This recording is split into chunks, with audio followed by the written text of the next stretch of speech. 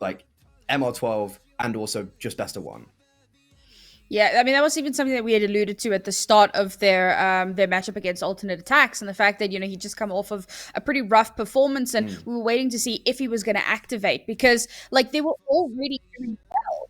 So when the player that's not really performing then steps Yeah. up and comes online, it can make the biggest difference in the world. But here we are, folks. It is our very, very first best of one for the day at the ESL Pro League European qualifiers. PERA versus Rebels. We kick things off on Anubis. Yeah, kind of do or die for Rebels right now. They're starting on the T side, and they're opting for not much utility. 2 P250s, one on Olimp, one on Kisserek, and they are getting a good fight here with those P250s. However, it's actually MSN that opens up the kill department, and look how aggressive PERA are. We've barely started this game, and they're already pushing 3 players towards A, 2 players towards B, and they are just strangling Rebels. Rebels have no idea what to do. They've been thrown into absolute pandemonium, and one by one, they should be brought down. But that kill from SNX on a very aggressive porya could change the tides, I want to say. But I think there's just so many angles he's being fought from. He finally does die, and now kisserek's in a 1v2. Oh, this could have gone so horribly wrong for PERA, but they do manage to crunch into mid quite nicely. Not getting too aggressive, except for porya, who decides to just about get into their spawn.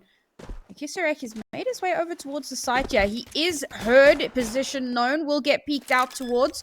If he can just get the bomb down. Best case scenario here. And yes, a little bit of extra cash to take home into the bank. But that's all that they're going to be able to get done in this round. Yeah, I'm going to be honest. Aaron and PERA are not going to be happy about that round. Like, everything went perfectly. You caught them with their pants down. You had 3 players pushing towards A, and the T's on stairs were completely like oblivious that was the case. Because realistically, why would you like be wary of someone pushing both connector and A very early on, especially on a pistol round? And the fact that it went from that having that massive advantage to then a bomb going down and giving Rebels a legit chance in this round, it's going to be it's not great for PERA. But DGL, because he got a 3K in the last round, has already pulled up the AWP.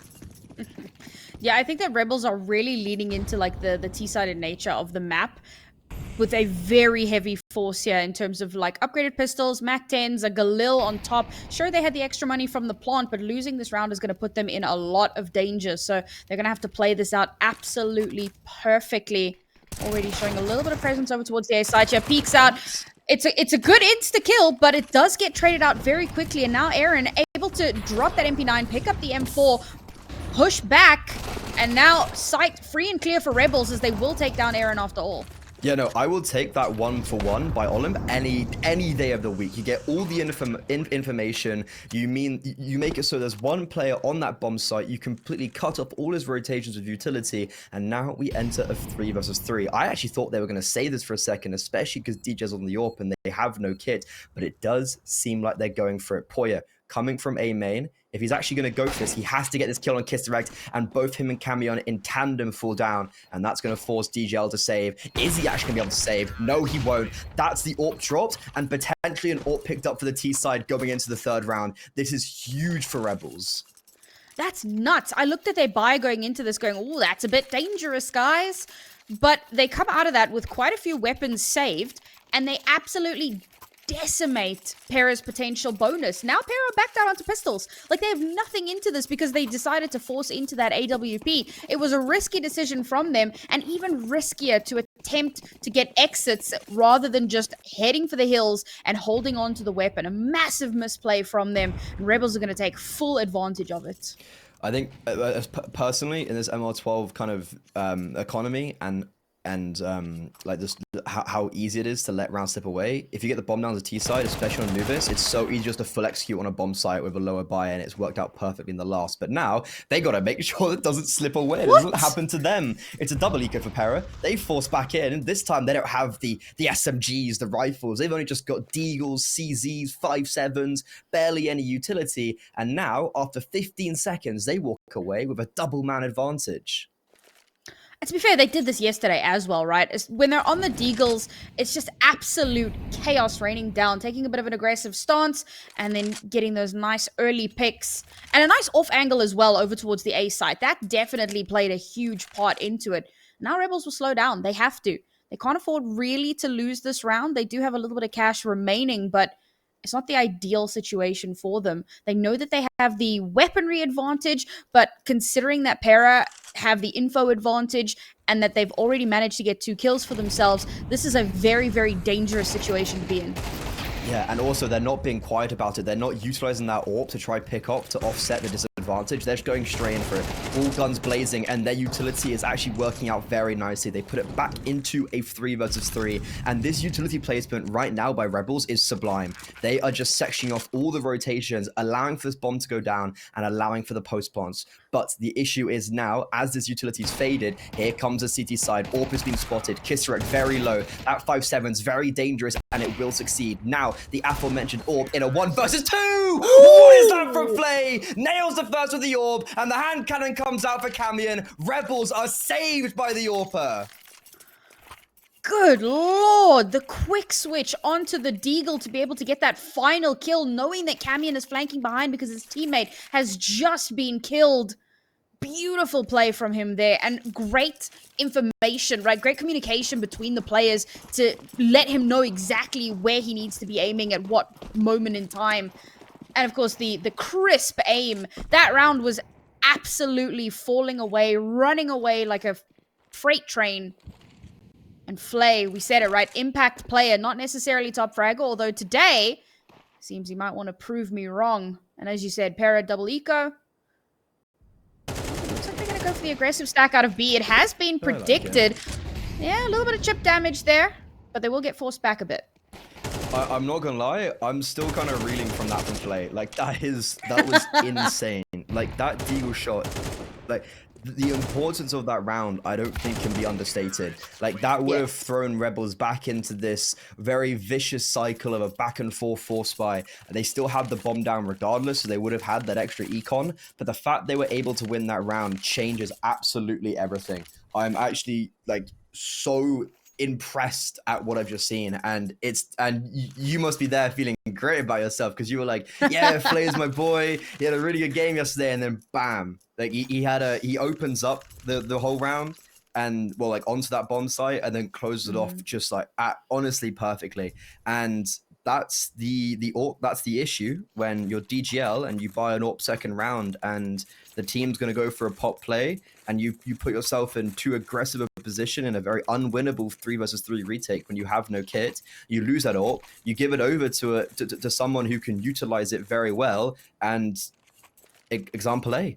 But right now, we need to forget about that. We need to clear our mind, especially if you're PERA, and you enter this new gun round. They've got no AWP. They haven't got a single kit. They've got a lot of utility. And 3 of their players, of course, don't have helmets, so coming up against these AKs, it's going to be very, very stressful. Every shot is going to count. A little bit of util dump early on, try and get some chip damage, and they do manage to do quite a bit onto Olimp, so let's take a moment to try to recover in from that. For now, it is another push towards the A side. They've had a lot of success here. And why mess with a winning formula? MSN going to make a little bit of noise. There is suspicion. And PERA are already looking to take a little bit of map control here, but the smokes across the board have caused them to pause. That's a great opener from MSN, and Aram saves him. However, the issue is now, look, MSN's low HP, but DGL coming in to save, sadly not enough. These set executes are really working out very nicely for Rebels, and just look how quickly they are pressing the pulse. But Flay, once again, in this clutch, 1 versus porya, and porya is going to give him a lot of space. The bomb being denied is really important here for porya. It gives him so much time to play with, and it kind of puts the cards in Flay's hand. What Flay is going to do well, just get that bomb down straight away. He knows porya's not going to aggress, and now the time pressure starts to be applied. As we said at the beginning, no kit, so time is of the essence, and porya has been identified. Noise being made, Flay missing the AWP shot, has that Deagle if necessary, and he's just playing with his food right now. Kind of lost track of porya. Flashbang. Gonna annoy him for a second. Okay, yeah, Flay, such an awkward position. There's literally nothing he could do there. He had to pick an angle, and he's exposed to so many different places. There's just nothing he could do there. It's really unfortunate as well, because he tries so hard to play the time down. but not able to stall for long enough. It would have been magical if he could have had those 2 clutches in a row. And I really thought, we saw those beautiful smokes over towards B that really caused a lot of pause for PERA. But I think as soon as, the execute starts happening, PERA know Rebels aren't going to fake this out. They're not going to suddenly pull back, especially once they're already in onto the site. So they pull the rotations across very, very quickly. And suddenly a site that had been working beautifully for Rebels. Well, it turns out when PERA have guns in their hands, they've got a little bit more of a bite back. So now, great round from PERA. How do they springboard off of that? They've got to maintain this momentum here. They lost a lot of players in that round, unfortunately, which means that the reinvest is going to be absolutely devastating for them. Looking to see what they do opt to do here. I know they were hovering on an extra M4, but I think the buy down into the FAMAS is the right call. Going to be struggling a bit there on the util. It's going to be a rough round for them, but it's an important one nonetheless. And for Rebels, they're fine with having lost that round in the grand scheme of things. They're still up ahead. They've still got more money than they know what to do with for now, but losing this round could put them in a tough spot. Yeah, Rebels just didn't really get those clean entries in the last round. Going 2 for 2 is not something they've had to deal with. And PERA have been doing very well at... They've actually been forced to play a lot of plays towards that A bomb site because that's where Rebels have basically only targeted. They're moving like rooks. They're going to one place and one place only. And it seems like they might actually do it again. And you can see with PERA's position, they're like, surely not. We're stacking 3 players towards B. Surely they go towards B. But right now, it looks like they want to pop through the smoke, and MSN's going to be in a whole world of trouble. Is there going to be a flashbang? Nope. Olimp, this time the entry is way cleaner. And look, because there were those 3 players very anchored towards that B bomb site, you've got Aaron stuck on an iceberg by himself, but there's no utility towards camera. So those players are able to flood in. Unfortunately, they are flooding into their death, and this is very clean from Rebels.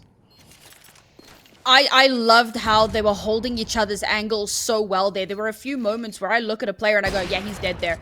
And then Flay is like, nope, I'm watching that angle. I got you, homie. And he saves his teammate. And that is so important. They didn't get the chance to do that in the previous round. They didn't even have a moment to attempt to set up something like that because PERA was so dialed in and they had so better enforced the site. This time around, however, Rebels have a little bit more time. They're able to get themselves into position and they get through this round with 5 players still left alive. PERA, for their money, I mean, this is not looking good. Yes, they had a really good round previously, but for the most part, it really does look like they're a little bit lost in the sauce. I mean, Rebels just go an A. There's really not too much to say. I think what I was thinking last round is that especially if you're playing 3 players quite heavy over towards that B bomb site, I would have loved to see some aggression. And I think that's the difference with a great Anubis team and an okay Anubis team is your city side aggression and taking that map control. You have no pressure towards the middle. You have no pressure towards the B bomb site. You've literally not even got util being thrown. I think there was a mid smoke thrown at the beginning of the round and that was it towards middle. Why are PERA not taking that space? If they were able to use DGL to throw flashbangs towards B and use the, I think it was SMG and like rifle to push towards B main and just take that space, they would have allowed for 1 or 2 rotators to move away and place themselves a little bit more aggressively aggressively on the A bomb site. And also, on the A-bomb site, you had 2 players not playing in tandem. You had MSN aggressively with the MP9. He dies to Olimp. There's no trade potential. There's nothing. And then you have Aaron just completely by himself. And look at this. There is going to be aggression. They're going to utilize the AWP by DGL. I do like this. But I feel like it's a round where we should have seen something that's happened a few rounds ago already. Oh, the conditioning from Rebels has been absolutely immaculate. Now, they're going to show a little bit of presence towards either side. But PERA is so quick to rotate. It is the right call. Bomb is leaning towards B. What? But had the bomb been on A, this would have been an absolute disaster. And there's still time to rotate away as Flay gets that opening kill. A site completely free and clear. This gives an option for either a lurk or a late rotate to plant A. They have the space. They're showing a lot of presence in towards mid, and it looks like they're just going to push this. It could be an A split.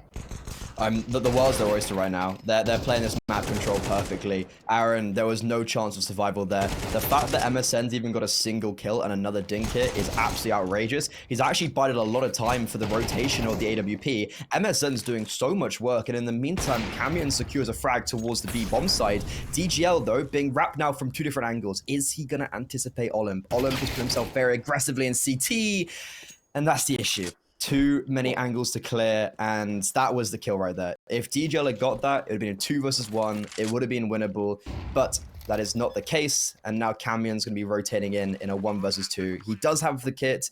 He only has a FAMAS. He can isolate his 1v1s, and that's exactly what he's going to do. Gets that first frag without losing really any HP. For a moment, I thought that Rebels had overcooked this, and maybe there's still a possibility of that. Orb taken off the board. Taps the bomb. No ways. Pros don't fake. Pros don't fake. Oh, you've got to be kidding me, Olimp. He doesn't even peek it. Oh, that's heartbreak. I really feel like Rebels overcooked that round. So they get that first opening kill. They have the option to just fast rotate A or possibly set up a lurk. Instead, they go for an A, like a mid to A split. And the 2 players that are chilling behind the doors are stalling them out so long, creating so much space for the rest of PERA to get a slightly better position, and some of them even winning out those duels, bringing it down to a 1 versus 1, and Olimp doesn't peak. It's just a heartbreaking round for Rebels. Like, you spot the AWP early towards the A bomb site, why aren't you just going straight towards B? And that's exactly what they're going to do now. The issue is they're running into rifles, and porya, that's a great opener. The utility placement, once again, though, from Rebels is really good, and it's displacing these defenders. No bullets, porya is forced to retreat and reload, and the bomb site has been claimed, but in that man disadvantage. And now, Rebels in a very uncomfortable position because they have no utility. PERA just have to set up and play together. The issue is, Flay is picking off people at deep. So that man disadvantage has been turned into an advantage. PERA pumping the gas, pumping the accelerator, trying to speed forward, and a lovely combination of grenade and MSN puts it back into the 3 versus 3, but they need to get a move on bomb. Half tick, they know where everyone is, but with a combined swing from everyone from Rebels, Aaron, the IGL, in a 1 versus 1, they know where Casey is. He's been surviving for so long towards Cave. Has he done enough? But I don't think he has. On such low HP, he'd survived for so long, but everyone around him dying means Aaron gets to the fuse, and these rounds could not be any closer. That was actually such a fun round to watch. I loved it. Those first 2 kills, Rebels decide they're not going to muck about like they did in the previous round. They're going to commit to the site. Bomb gets planted. You got 1 player on an island in the middle of the site. A little bit of cover afforded to him and some smokes to try and deny some sight lines. But I love the dynamic smoke changes. I love that combination. The fact that you can throw in the HE, clear out a bunch of space, and then follow up with a beautiful kill that allows the rest of your team to push in. And Aaron, down to that 1 versus 2, still being able to clutch that out. Incredibly impressive from him. Now Rebels find themselves on the knife edge. They're still able to force into this. They've still got a pretty decent amount of utility, but losing this round will lose them the lead, and it will also lose them their bank. And that is a beautiful opener from DGL. Lovely angle hold. And it's Olimp, who has been a hero for them in the past. A little bit of a slower day today, but that's him off the board.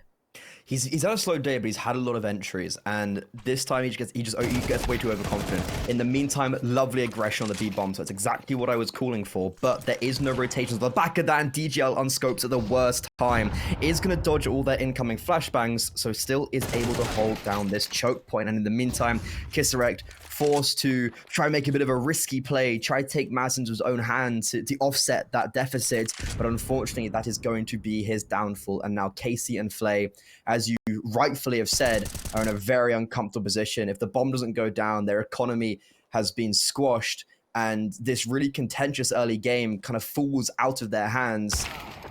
And that's exactly what's going to be the case. DGL, what a round. Getting the opener and closing it off. I'll be honest, I'm not 100% sure why there was a player running through water back towards B when bomb was still making its way over towards A. It was a bit of an odd position to be in. I suppose maybe you're trying to sell a fake rotate. Split up, get damaged, just like at that stage, just damage. Like you've kept the economy so low for so long. I think you see a lot of players just sometimes split up and just try find jewels to at least isolate damage.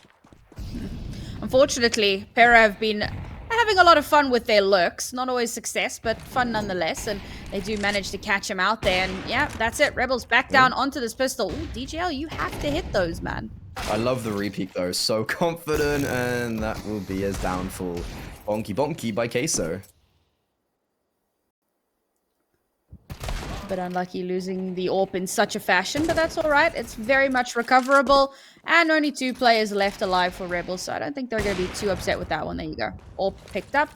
And realistically, there's not much more that Rebels can get done in this round, right? The fact that they're even able to get 1 is great, all things considered. I have to look towards the next round where they're able to buy in again. I've loved how PERA have kind of adapted to Rebels, right? Rebels have been very, very aggressive and just kind of fast hitting round after round. PERA have slowed down a little bit, played a little bit more patiently, slowed down their own aggression to an extent.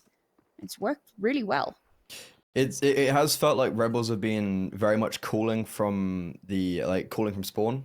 I feel like it's been a lot of set executes. It's all been, as you said, just pace.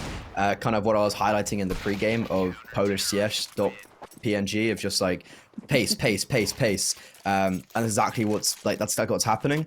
I think their lack of defaults have definitely now been their issue. They haven't really conditioned anywhere on the map. And I think it took PERA a few rounds at the beginning where they hadn't adapted, and that's why we saw it go back and forth, or more Rebels take that early onset lead. But I think their aggression on middle, taking more of a stance there, and their aggression towards B has definitely changed it. But now, in the penultimate round of the half, we've got Rebels back out with the AWP on Flay. I'd love to see him go... Oh. Or, you know, Observer, you've really outed MSN there. I don't know. He tried to molly stairs, and he mollied the floor. It's okay, don't worry, buddy. Nobody saw. Freddy's lying. We didn't see it. This is a different look from Rebels. Playing so passive. Waiting for... Oh my goodness. Oh no! What's he doing? What? What? Your teammate's watching. Why have you turned away? I mean, like, yeah, there was a moment where Casey wasn't quite there, but like, what? What's Olimp doing? Why has he just looked away? And now they're forced to go towards this B bomb site, and all the rotations that come flooding in. The fact it's a 3 versus 2 is astounding. Like, the fact that Rebels have this bomb site is insane to me, and the fact this round might still be winnable is so bizarre. And this flashbang's great. MSN's completely blinded, but no. Okay, I was gonna say, imagine if SNX had got that kill and it was a 2 versus 2, but okay, normality, Rebels, that was a round that looked so good and so instantly came crashing down by the lovely set play aggression towards the A-bomb site. I feel like so much of that came down to like conditioning for PERA.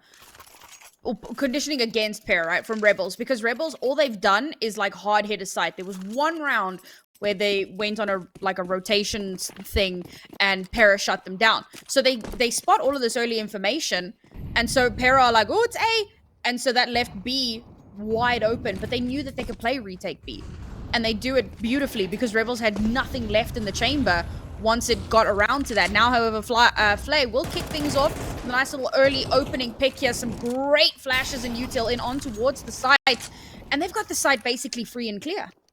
I don't know what's happening with the likes of MSN today, but like fumbling utility in such a drastic manner, he's just letting them walk onto that bomb site. And Rebels, I think every single round they've won has just been from hitting, rinse and repeat this A bomb site, throwing the exact same utility, and it's worked out the exact same time. The fact that they only have 5 rounds of discovering such a weakness is so bizarre to me. And PERA, they're definitely ever going to go back and watch these demos and realize what's going wrong. But with that, PERA, they do snatch away the 2-round advantage, and we'll see if they can carry this forward after the break.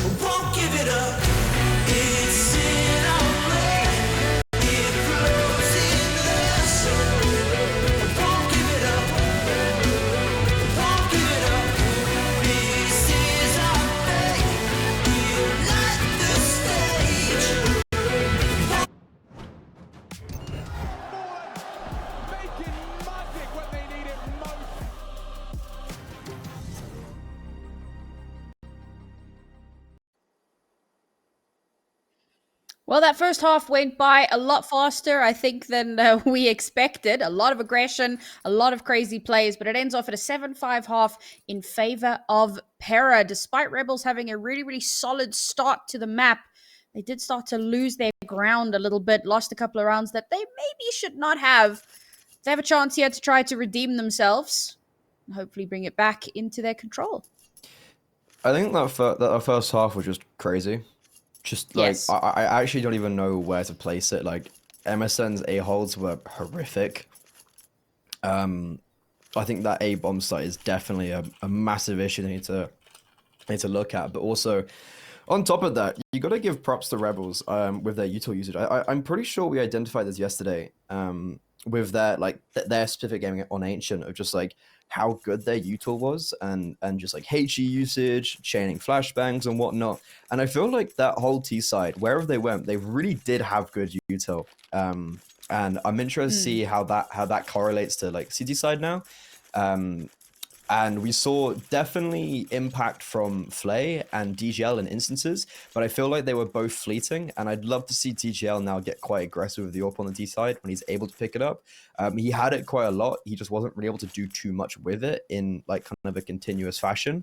But yeah, that was a crazy half. I'm quite looking forward to just like a default now from a T side, and also for Rebels. If they were so aggressive on the T side, are they going to kind of replicate that and match that aggression on the CT side now? Well, I mean, the one patient round they had just ended in absolute disaster. So They what I've got learned owned, from to that be fair, is on that, full yeah. send it. That Yeah. was such an like that whole patient round was like they had a setup and it just crumbled so fast from their own negligence. Yeah.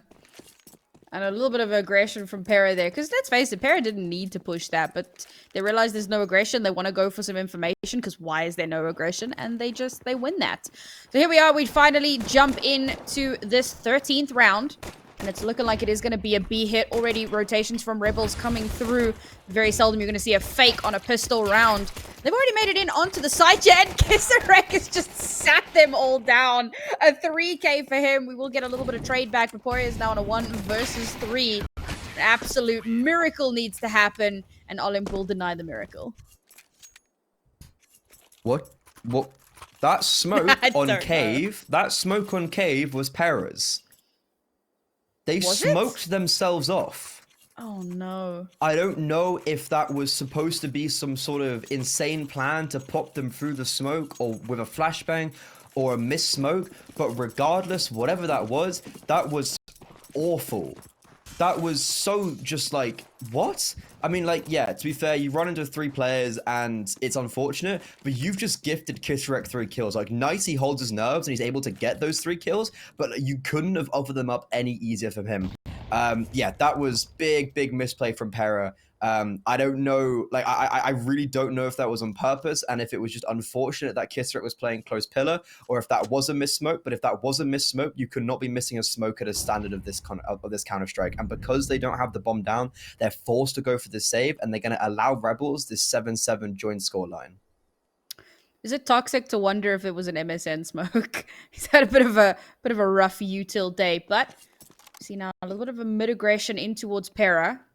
SNX has figured that, spotted it out, so he'll call it out, but they're going to head over towards that B site. Look how far Aaron has gotten into their backline. Like, it's absolutely absurd. Now he's going to try to play flank watch, but he's going to get shut down as the rotations start to come through. Gun advantage going absolutely mad. It didn't matter that he took all that space. If you can't connect the shots, it's going to be a 7th for Rebels.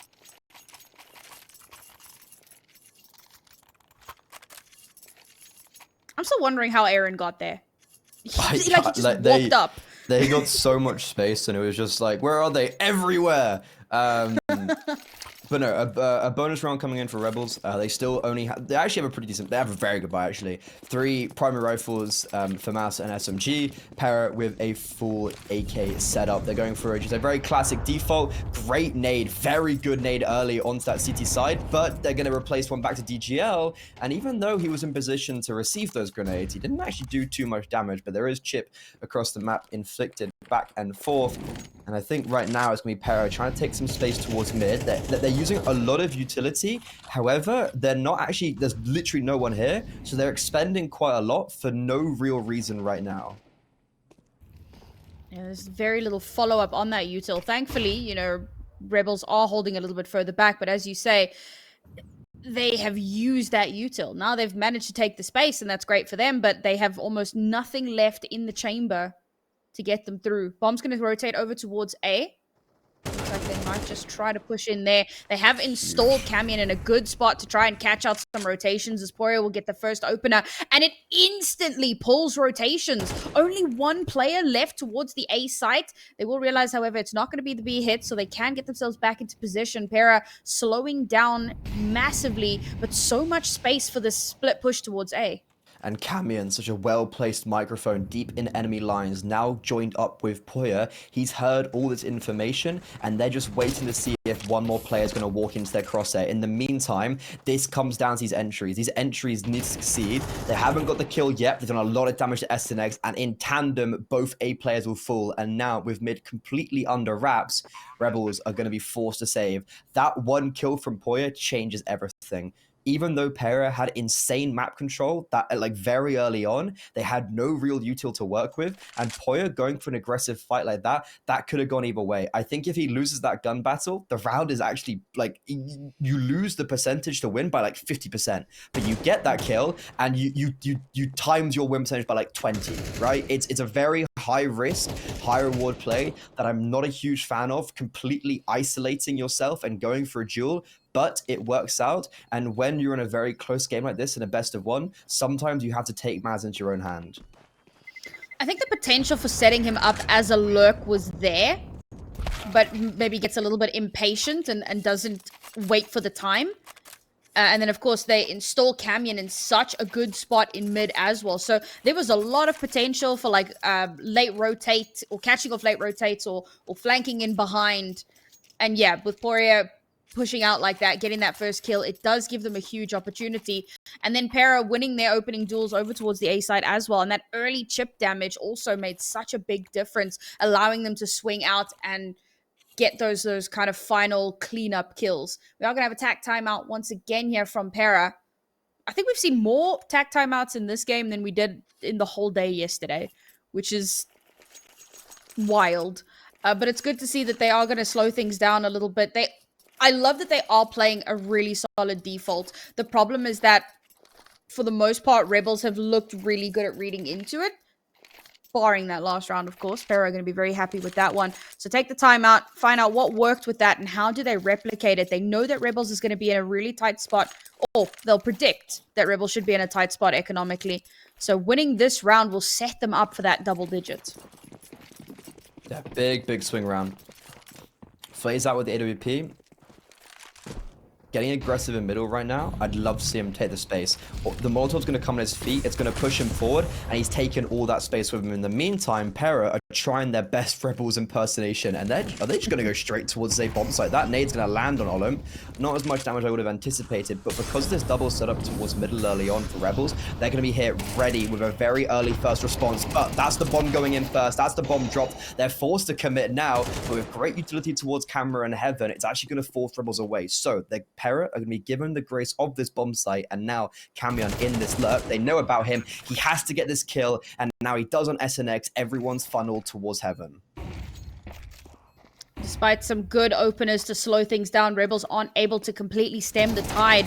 So with bomb down, oh, doesn't spot the head. That's going to be DGL getting 2 for himself. Flay, he has been a clutch meister in the past, able to get the first, but spotted out from Kamion towards a solid round. The way that started, I was a little nervous. It felt like, the util wasn't landing in the way that they would want it to. They were a little bit slow to follow up on the util, which sounds wild given how quickly they executed, but it really felt like there was milliseconds of delay in when the flashes landed and when they pushed out. So immediately losing 2 players there, I thought, wow, this is just going to fall apart. Great recovery from them.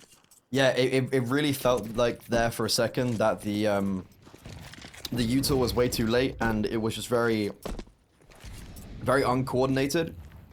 And especially when you lose the first 2 entries, and like everything's looking quite dire, the fact that Rebels just relinquished that bomb site so like meekly, especially when you've got two players in close proximity able to rotate from middle, that really surprised me, and that's gonna be their downfall. And also the fact they left SNX completely all by himself in middle and funneled themselves towards heaven just made it so that that one frag from Kamion changed everything. But on top of that, it was a great double kill from DGL. I feel like if he wasn't able to acquire those 2 kills when they were close on that bomb site, it could have been a different story. But overall, PERA now in a very aggressive and oppressive position, 10-7. They're like going to build up economy from this round, and if they're like, honestly, I think they're in a great position here. Like everyone's seeming to have impact. It feels like everyone right now on PERA is doing quite well and playing their role aptly.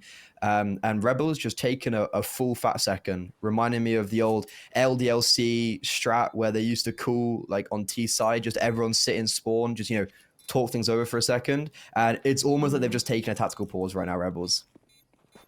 Yeah, you actually find very often teams take tac pauses on pistol or just before a DGL. pistol round. You know what? 1 kill to take it home?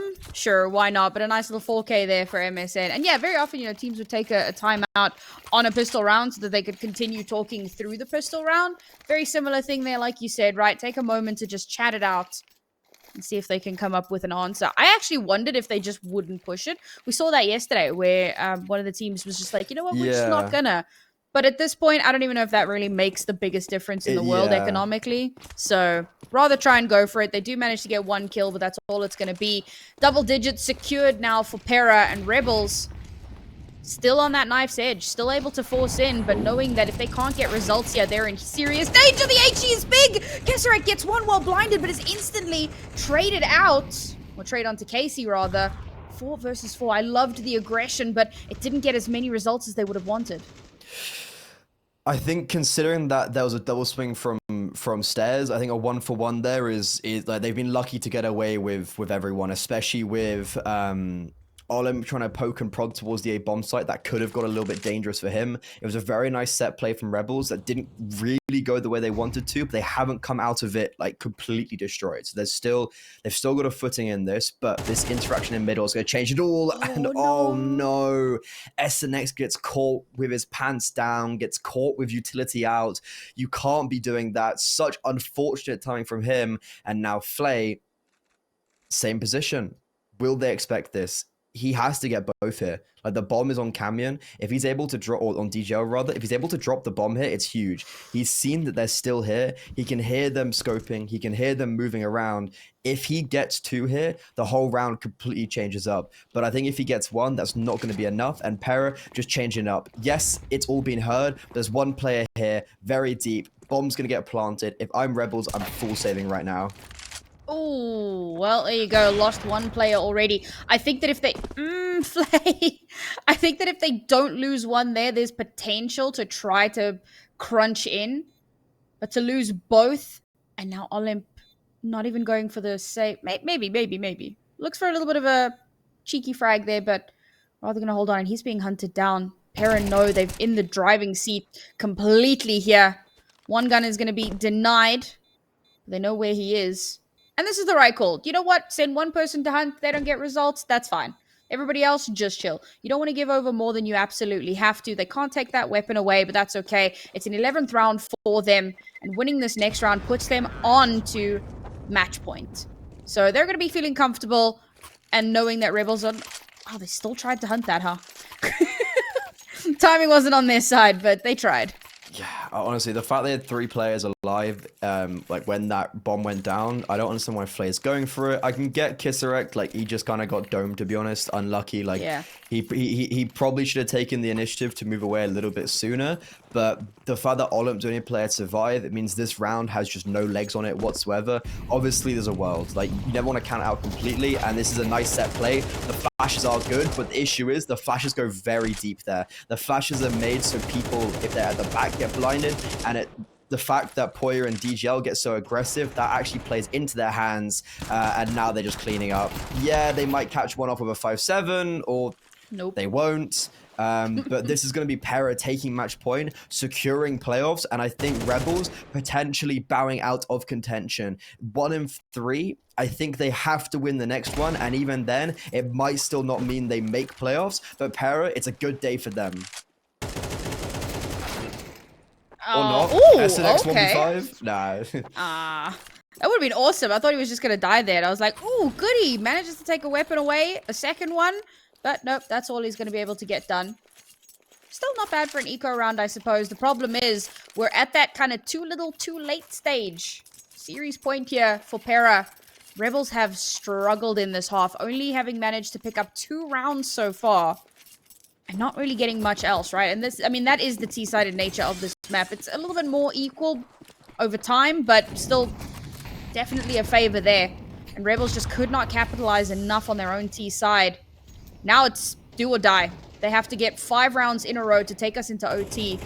Limited on their utility, already having spent a little bit very early on, already taking a little bit of chip damage, already losing Flay.